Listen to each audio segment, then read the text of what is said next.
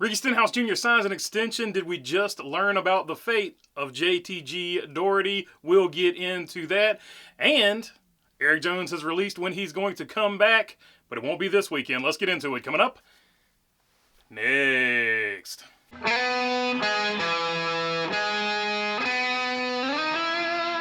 What's going on, everybody? Hope you're doing good today. All right, first things first, let's get into that JTG Doherty contract extension for Slick Rick. This is from NASCAR time. JTG Doherty Racing and Ricky Stenhouse Jr. have agreed to terms on a multi-year contract extension per The Athletic. JTG Doherty locks up Daytona 500 champion for the next few years, and Stenhouse, 36, possibly has a path to end his career on a high note. So you saw that right there. Ricky Stenhouse gets 3 more years with JTG Doherty, and that has led to all kinds of speculation that JTG Doherty is going to keep on doing its thing, all of which we're going to address in a minute. But 3 years for Ricky Stenhouse Jr. When he retires, that would make him, of course, 39, 40 years old, or when that contract runs up, not when he retires, I should say. He will be close to 39 or 40 years old when that contract is up. So that puts him close to sort of that range where a lot of guys are going to retire.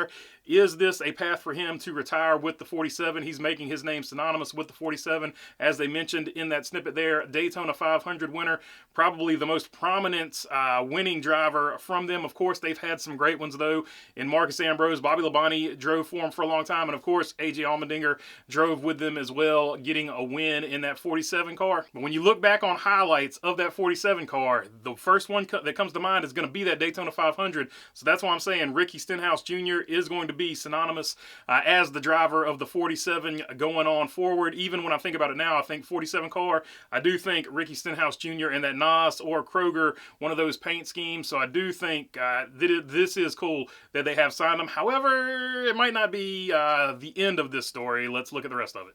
JTG Doherty news release quotes Gordon Smith and Brad Doherty. It lists Smith, who has been co-owner, as owner, and Doherty as co-owner, as he typically is identified. Tad Geschecker is not quoted. He has declined comment the last several months on his JTG ownership stake/role. This, of course, was in response to people asking about the ownership situation over there at JTG. And that is exactly what I wanted to talk about. It looks like Gordon Smith is going to continue his ownership role from this signing is what it makes it look like.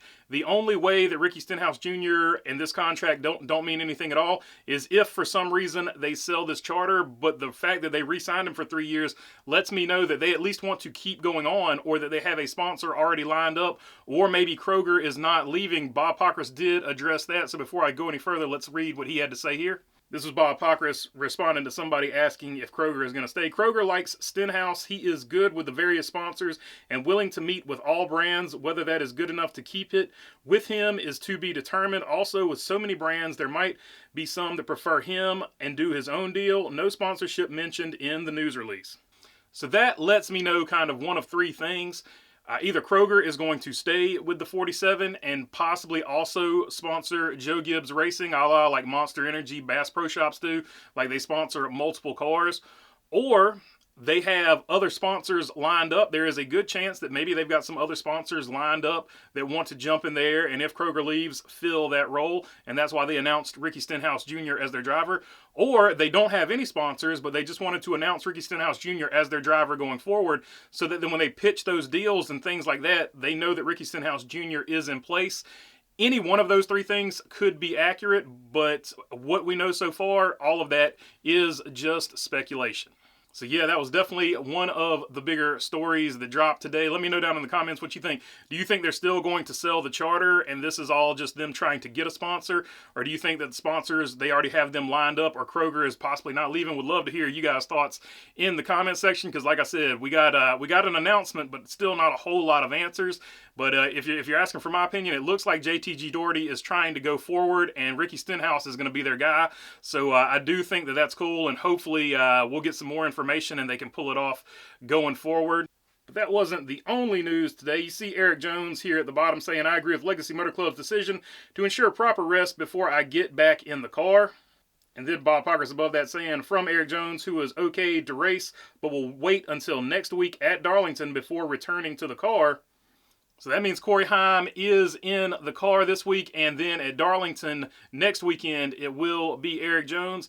I do like that they're erring on the side of caution here with a safety issue like the back.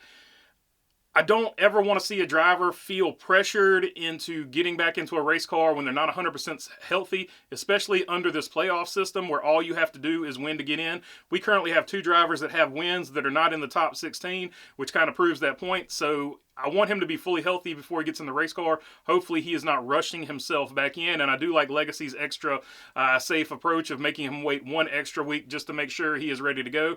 That being said, Corey Heim gets another start in that 43 car, so I do think that that is a good thing too.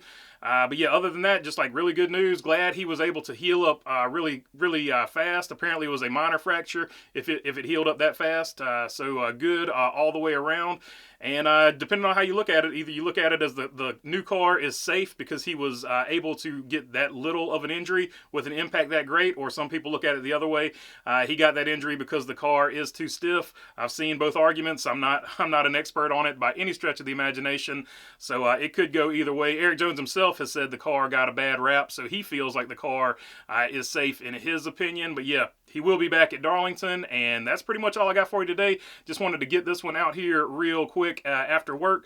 So if you got a question, comment, or anything like that, leave it down in the comment section. If this is your first time to the channel, would love to have your subscription. If not, I'll just keep making these things. If you're already subscribed, you know I appreciate you all as well.